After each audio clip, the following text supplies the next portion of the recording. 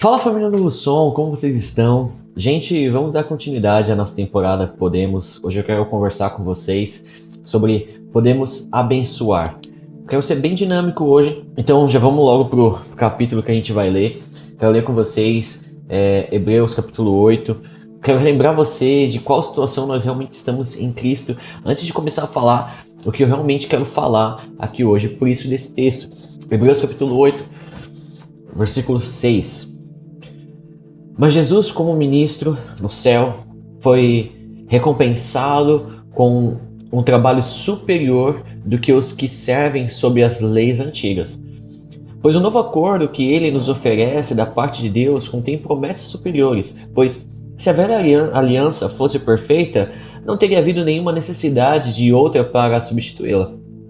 O próprio Deus vê que o povo é culpado, pois disse: virá o dia, declara o Senhor, quando farei uma nova aliança com o povo de Israel e com o povo de Judá. Essa aliança não será como a antiga que eu dei aos seus antepassados no dia que os tomei pela mão para tirá-los da terra do Egito. Eles não cumpriram a sua parte naquela aliança e por isso eu tive de me afastar deles, diz o Senhor. Porém, essa é a nova aliança que eu farei com o povo de Israel, declara o Senhor. Eu porei as minhas leis em suas mentes e as escreverei em seus corações. Eu serei o Deus deles e eles serão. Então, ninguém precisará falar ao seu amigo, ou ao seu vizinho, ou ao seu irmão, dizendo: você também precisa conhecer o Senhor, pois todos, grandes e pequenos, me conhecerão. Pois eu perdoarei as suas más obras e não me lembrarei mais dos seus pecados. Deus fala dessa nova promessa, dessa nova aliança, como tomando o lugar da antiga, porque esta agora é antiquada e foi posta de lado para sempre. Feche seus olhos, eu quero orar com você.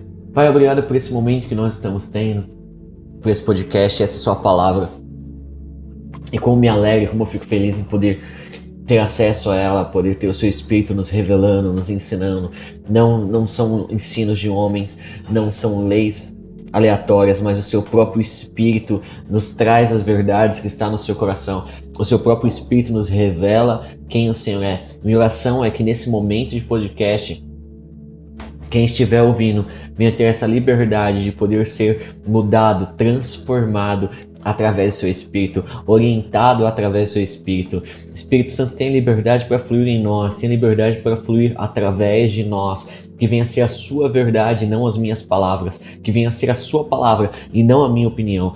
Que o Senhor tenha liberdade nesse momento, através desse podcast, para alcançar e transformar a vida de cada pessoa que está ouvindo aqui, segundo a sua vontade. Essa é a minha oração. Guia esse momento, esse podcast. Em nome de Jesus, nós te agradecemos. Amém. Gente, vamos lá.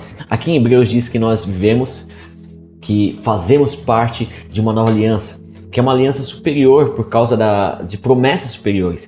Então, a nova aliança é superior porque ela tem promessas superiores.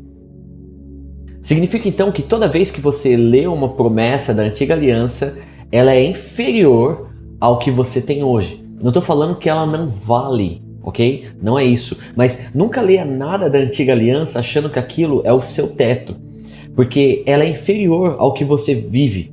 Leia as promessas da antiga aliança sabendo que qualquer promessa que está lá é o seu ponto de partida, é o seu chão, é onde você começa. Cientes disso, vamos então dar uma olhadinha em Deuteronômio capítulo 28. É um capítulo muito conhecido, um capítulo onde Deus ele apresenta todas as promessas para o povo ali, para os hebreus. Deuteronômio capítulo 28, versículo 12. O Senhor abrirá o seu bom tesouro, o céu, para enviar chuva à sua terra no tempo certo e para abençoar tudo o que vocês fizerem. Abençoar tudo o que vocês fizerem. Vocês emprestarão a muitas nações, mas não tomarão emprestado de ninguém. Você acha que isso é muito? Você acha que isso é legal? Acha que essa é uma boa bênção? Com certeza. Deixa eu te contar uma coisa. A Bíblia diz no texto de Hebreus que acabamos de ler que isso que está em Deuteronômio é inferior ao que já está sobre você. Mas eu vou te mostrar agora rapidamente por que é inferior. Primeiro, se você fosse ler, se a gente fosse ler Deuteronômios, capítulo 28, esse capítulo mesmo, mas fôssemos pro versículo 1, você pode ir agora e dar uma analisada na sua Bíblia. Tá falando lá que se vocês obedecerem, tem um se vocês obedecerem fielmente à voz do Senhor, o seu Deus, e todas as leis que hoje lhes dou, então, aí começa a lista de bênçãos, inclusive essa aqui é uma delas. Mas se você não cumprir isso, então vem uma sequência de maldições. Maldito será na entrada, maldito será na saída. Na verdade é só maldição em todas as áreas da sua vida. E eu sei que crente religioso começa a se contorcer agora, mas a Bíblia é muito clara quando ela diz lá em Tiago, no capítulo 2, o versículo 10, que a pessoa que guarda todas as leis de Deus, mas comete só um pequeno deslize, é culpada como se tivesse quebrado todas as leis. Gente, a Bíblia ela deixa claro que ninguém cumpriu toda a lei. Ninguém é justo, ninguém faz o bem. Por isso que, sem Cristo, toda a humanidade estava destinada ao inferno. Mesmo que o seu erro seja o único deslize, que talvez você ache que é até besteira se comparado com o de outra pessoa, se esse seu deslize, que nem sequer deveria ser comparado, se ele quebra um único, pode ser até o menor dos mandamentos da lei. Se ele quebra esse mandamento, o resultado dos seus erros são todas as maldições de Deuteronômio e não as bênçãos. Porque esse único deslize te faz ser culpado por ter quebrado toda a lei. Por que a nova aliança ela começa superior? Porque a nova aliança ela já não existe mais o se. Porque o se foi cumprido. Jesus cumpriu o se. Jesus ele trocou o se pelo feito. Jesus ele trocou o se você obedecer para o eu já obedeci. A nova aliança começa superior a partir daqui. Agora, repara que está no futuro. Se você obedecer, o Senhor enviará chuva. Quer dizer que se tem obediência, tem chuva. Só que Cristo ele obedeceu toda a lei e ele cumpriu toda a vontade do Pai há 2000 anos atrás. Então Deus ele não vai fazer chover. Deus ele já fez chover sobre Cristo. E quando nós entramos nele, quando nós participamos do seu corpo, agora nos tornamos uma só carne com ele. Participamos então da chuva que está sobre ele, porque a vida que temos não é mais nossa, mas é a vida dele. Então aquilo que ele tem acesso, nós passamos a ter acesso. As bênçãos de Deus não vão vir sobre Jesus. As bênçãos de Deus já estão, entende? Porque ele já cumpriu toda a lei. Ele já cumpriu e ele nos deu acesso a um novo e um vivo caminho, que é o que também está escrito no livro de Hebreus. Agora, gente, pense comigo. Se essa promessa que Deus fez para o homem, ela era muito boa, imagina a promessa que Deus fez para ele mesmo. Porque a nova aliança é baseada na aliança de Deus com ele mesmo. É o Deus Pai e o Deus Filho fazendo uma aliança. Eles fazem uma aliança e eles colocam eu e você no meio dela, sem colocar as nossas obras na cláusula. Deixa eu te contar um negócio. Quando você escuta a aprovação da justiça de Deus, quando você escuta Deus aprovando você em Cristo, não tem nada que possa te reprovar. Mas, cara, nada, nem a lei, nem ninguém. Por isso que não tem nada mais importante que você acordar de manhã ouvindo a aprovação de Deus sobre você. Porque quando você ouve a voz da aprovação de Deus, qualquer voz que não é dele, não te dá mais a mínima vontade de parar para escutar. Então o Deuteronômio diz, olha, vocês verão chuvas dos céus, vai cair chuva sobre vocês, e todo o trabalho da sua mão eu vou abençoar. Tudo que você fizer vai ser abençoado. Só que tem uma coisa. O texto aqui está dizendo que Deus abençoaria o trabalho. É o trabalho que é abençoado. Na nova aliança, o que é abençoado somos nós. As nossas mãos são abençoadas. Na velha aliança, Deus abençoava o trabalho. Só que agora Ele abençoa você. Agora Ele abençoa a sua mão. Isso quer dizer que agora, onde você colocar a mão, vai ser abençoado. Aonde você encostar, vai ser abençoado. Não é mais questão do trabalho. Agora é a questão da mão. É a questão da mão. É a questão de você. É a questão de Cristo em você, do Espírito em você. Vocês estão me entendendo? Você é abençoado. Você não precisa correr atrás de uma bênção. Essa é a sua identidade. Ele disse que vocês emprestariam a muitas nações, mas jamais tomariam emprestados delas. Agora eu quero mostrar para vocês isso na prática. Eu queria que você viesse comigo aqui para Gênesis capítulo 39. Eu quero examinar isso com você através da vida de José.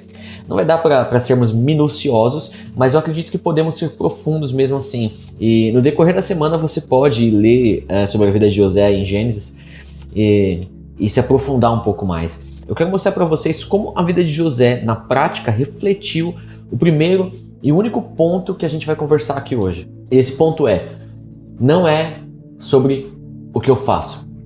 Gênesis capítulo 39, versículo 1. Quando José foi levado para o Egito, foi vendido pelos ismaelitas que o tinham levado para lá ao egípcio Potifar, oficial do faraó e comandante da guarda. O Senhor estava, gente, presta atenção, o Senhor Deus estava com José e o abençoava em tudo o que ele fazia, ele era abençoado, porque Deus estava com José. E ele passou a morar na casa do seu senhor egípcio. Só até aqui. Com quem a Bíblia fala que José sempre estava? Com Deus. Deus sempre estava com José. José sempre estava com Deus. Em que José prosperava? No que José era constantemente abençoado? Em tudo. Tudo é tudo. Gente, presta atenção. Eu já vi muita gente querendo falar 5 passos, 5 estratégias para aprender a prosperar como José, 5 atitudes de José teve e que você também precisa ter.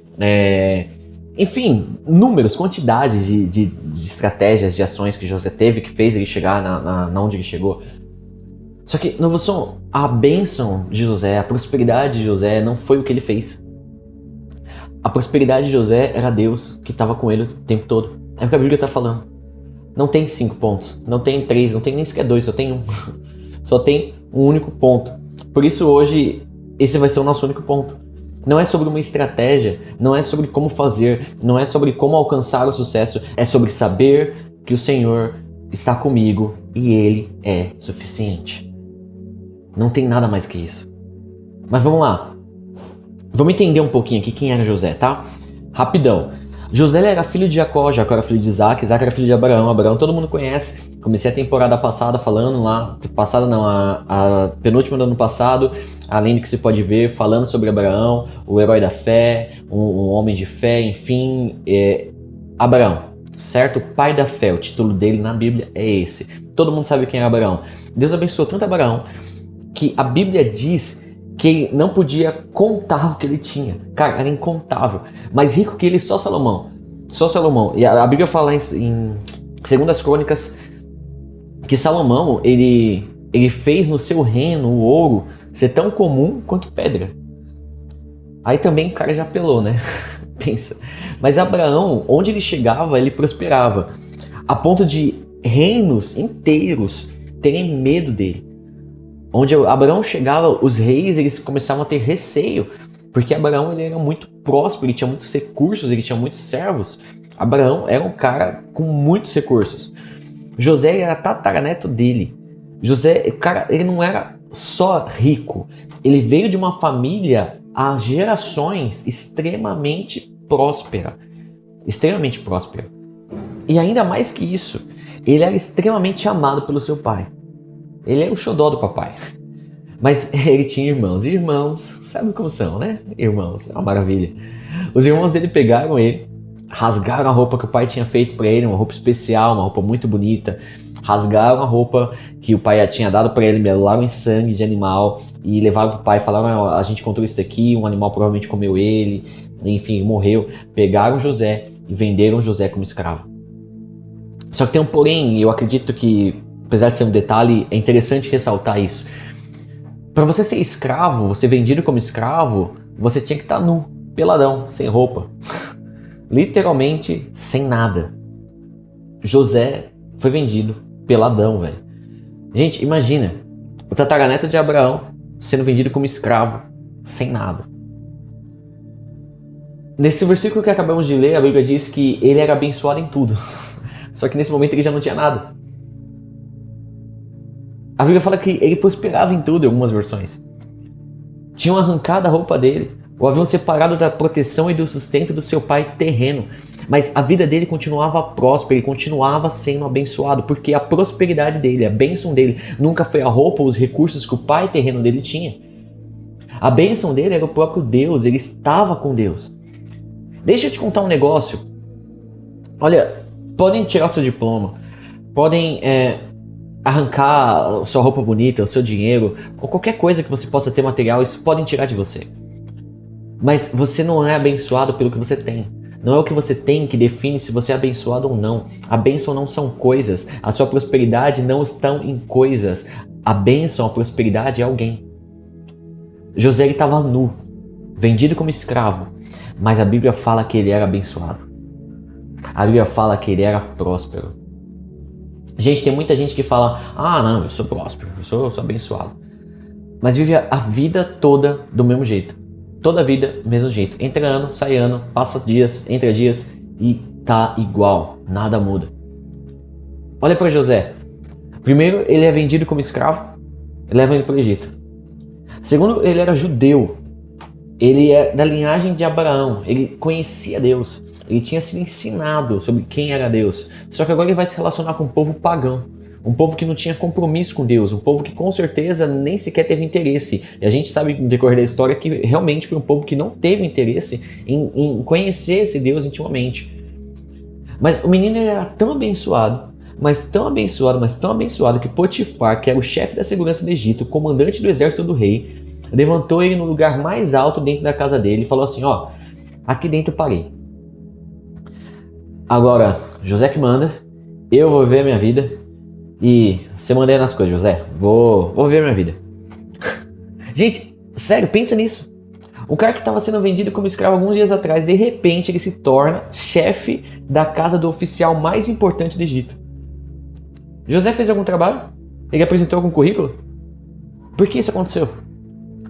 Porque José andava com Deus. Deus andava com José. Tudo que ele fazia era abençoado. Tudo que ele fazia prosperava. Ele era abençoado, a prosperidade dele era Deus. Deus estava com ele. Gente, ele tinha um lugar de honra na casa do pai dele. Ele tinha uma roupa que representava a honra da casa do pai dele. Mas essas roupas foram rasgadas. Rasgaram a roupa dele. Só que agora ele ganha outra roupa. Porque agora ele é chefe da casa de Potifar. Ele ganha uma outra túnica, uma que representa mais que ele é filhinho do papai. Mas sim que ele é a maior autoridade dentro da casa do comandante do exército egípcio. Chama a responsa, né? Sente a pressão sobre o garoto. Antes ele tinha roupa de filhinho do papai. Agora ele tem roupa de chefe da casa de Potifar. Mudou. Mudou o nível. Só que aí o que acontece? A mulher de Potifar cresce o olho pro menino. Ela olha pra ele e fala: gostei dele. Olha só, ele é abençoado, tudo que ele faz dá certo, bonito, inteligente. Então o que ela faz? Ela fala: eu vou me deitar com ele. Simples assim. Só para explicar, eu sempre fui ensinado isso aqui de forma um tanto vaga. E não que a forma um tanto vaga também não seja verdade ali e tal. Mas por questão de hierarquia, mesmo esse não sendo o relato bíblico, não haveria problema José ele se deitar com ela. Não perante Deus, presta atenção. Não teria problema nenhum, porque ele era escravo dela. Ela poderia exigir isso dele e teria sido algo semelhante ao que aconteceu ali com Abraão e Agar, que por coincidência Agar também era egípcia. Então ele na condição de escravo, ele poderia se deitar com ela se ela exigisse, já que ela era a dona dele. Entende? Ela tinha essa autoridade sobre a vida de José. Só que José não quis porque ele sabia que isso, em relação a Deus, seria um pecado. Olha só que interessante. Ele sabia que em relação a Deus, ele sabia que ele tinha um Senhor, ele sabia que ele tinha uma Senhora na terra, mas ele, acima deles ele tinha um Deus. Então em relação a Deus, ele sabia que isso seria errado. Como escravo, ele não tinha esse direito de escolher não. Mas como alguém que amava a Deus, ele não poderia dizer sim. Entende? Ele não poderia. E aí o que ele faz? Ele corre, ele foge, ele sai correndo. Quando ele sai correndo, o que ela segura?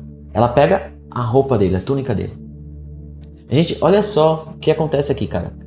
Ele perdeu a primeira túnica, que representava que ele era filhinho do papai. E ele ganha uma de maior autoridade, uma que representa que ele é um chefe da casa de um oficial do rei. Só que quando ele ganha isso, tipo, cara, show, agora Deus honrou José e José tá top agora, ele perde de novo. Aí a doida da mulher de Potifar, ela agarrou a roupa de José, ficou com ela, né? Ela chega no marido e fala, tá vendo ali José, seu queridinho? Aquele que você fala que tudo que ele faz dá certo, aquele que você fala que é só deixar ele cuidando das coisas que acontecem e tal. Então, ele quis me forçar a se deitar com ele. E é o que aconteceu? José vai em cana. José vai preso. Gente, tem algum versículo na Bíblia que você vê José se justificando? Não. José não se justifica. Anota isso que eu vou falar, pelo amor de Deus. Pelo amor de Deus, cara. Para esse negócio e anota. Tá? Anota. Sintoma de que eu sou um abençoador. Você nunca se defende. Porque se a bênção é Deus estar comigo, é Ele que me justifica e não eu. Entendeu? Se eu sou um abençoador e ser uma bênção, significa que Deus está comigo, é Deus estar comigo, eu só sou abençoado quando Deus está comigo e eu sou abençoado, então quer dizer que Deus está comigo, então quem tem que me justificar é Deus que me justifica, não eu. Eu fico suave, entende? Eu sou justo, um justo não se justifica. Mas beleza, José ele vai pra cadeia. Na lógica agora acabou pra José, não tem mais jeito. Mas sabe o que é mais louco dessa história? É um absurdo, na verdade. É que na cadeia, o Filho de Deus é tão abençoado que ele lá, presinho da Silva, o chefe da prisão, chega nele e fala, ô preso, aqui, você é bem de boa, né, mano? Gosto de você. Vou fazer o seguinte, vou deixar você com a chave da prisão, todas as celas, vou deixar tudo com você. E você cuida das coisas aqui, beleza? Confio em você, hein? E vaza. Cara, o cara passa todas as chaves de todas as celas. Até mesmo a cela dele. Entendeu? José tinha a chave da cela dele. É um preso solto. E a vida de José ela continuava sendo abençoada até mesmo na prisão. Porque Deus estava com ele. Aí o resto aí você já sabe. O rei ele tem um sonho. José traduz o sonho e de repente ele ganha uma terceira túnica. A terceira túnica da vida dele. Com um nível ainda maior de autoridade. Um nível ainda maior de honra. Ainda muito maior que o anterior que ele tinha. Qual que é o nível de autoridade que ele tem agora? O segundo homem mais importante do Egito. O governador do Egito. 17 anos atrás, ele foi vendido como escravo. E de repente, ele é o segundo homem mais importante do mundo egípcio. Sendo que nem sequer ele era egípcio, ele era judeu. Sabe uma das coisas que mais me impressiona é que a Bíblia diz que que toda a vida de Potifar prosperava por causa do amor de Deus por José. Quem era Potifar? Potifar era alguém sem compromisso com Deus. Potifar ele era um idólatra, ele adorava ídolos, ele não tinha compromisso nenhum com Deus. Mas a Bíblia diz que por amor a José, Deus fazia isso. Potifar prosperava por amor de Deus a José. Deixa eu te contar um negócio. Quando o favor de Deus está sobre você, quando você é um homem abençoado por causa de Cristo, não por causa de você, por causa da presença de Deus, não por causa de você, eu quero te garantir uma coisa. Lá no seu trabalho, lá na sua casa, na sua família, não importa se é judeu, se é bárbaro, se é crente, se é católico, se é espírita, se é budista, não importa nada disso. Você chegou lá, você vai ser um canal de bênção, você vai ser um abençoador. As pessoas vão ser abençoadas por causa do amor de Deus por você. A bênção de Deus está sobre a sua vida. E onde você chegar, você pode e você vai abençoar. Deus prosperava Potifar por causa do amor de Deus por José. Gente, presta atenção. Um homem abençoado nunca prospera sozinho. Você que é dono de empresa, eu quero te falar um negócio. No ramo que você atua, os seus funcionários eles têm que ganhar melhor do que qualquer outro funcionário de outra empresa no mesmo ramo que o seu. Se você é um empregado, você está ouvindo isso aqui, você tem que entender que você dá mais para o seu chefe do que ele dá para você. Porque o seu chefe só paga o seu salário, mas você leva o favor de Deus para a vida dele, para a empresa dele, porque você está lá. Você é um abençoador. Você pode abençoar. Gente, nós vivemos para reinar nessa terra. Mas para reinar, precisa ter mente de rei, ter a mente de Deus. Como você acha que Deus seria como um chefe de uma empresa? Como você acha que Deus seria como um funcionário de uma empresa? Você acha mesmo que ele iria se importar de varrer a própria empresa? Não, com certeza não. Só que aí tem uma coisa também. Ninguém iria varrer o chão melhor do que ele. Não ia dar. Você acha que ele iria se importar se ele é gerente, se ele é dono? Não. Sabe por que não? Porque ser uma bênção não é sobre o que eu faço, mas sim sobre quem está comigo. Entende? É isso. Lucas, então o que eu faço é para eu viver que nem José? Então, não. Lembra do começo? É para você viver melhor do que ele. Porque você está na nova aliança, e quem está na nova aliança, todas as bênçãos da velha é apenas a linha de partida do que você vai viver. Presta atenção, pelo amor de Deus. Eu já vou encerrar aqui. Lembra de José? Eu disse que ele teve três túnicas. A que o pai deu, que representava que ele era o filhinho querido do papai, certo? A de chefe na casa de Potifar e a de governador do Egito. Na verdade, dá para dizer até que ele era governador do mundo. Como eu disse aqui para cima, o mundo egípcio, na época de José, o Egito dominava a bagaça. Presta bastante atenção. Quando a túnica 1 rasgar, quando a túnica 1 for tirada de você, é porque ela não serve para a fase 2 da sua vida. Quando a túnica 2 for arrancada de você, é porque ela não serve para a fase 3 da sua vida. Os pensamentos de Deus sempre vão ser maiores do que os seus. Pelo amor de Deus, para de ficar tentando remendar roupa velha. Para de choramingar pelo que passou, porque isso não tem a ver com o que Deus tem para você. Suas roupas precisam mudar, situações precisam mudar, pessoas precisam mudar, oportunidades precisam mudar. Isso é ser abençoado. E mais, isso é ser um abençoador. Lucas, mas foi meu pai que me deu. Lucas, mas era o emprego do meu sonho. Lucas, mas eu era feliz daquele jeito e agora as coisas estão confusas. Gente, ser uma bênção é viver em um lugar onde você nunca perde. Você está confuso? Se você está confuso, é porque você está querendo entender do seu jeito. Para com isso. Respira, para.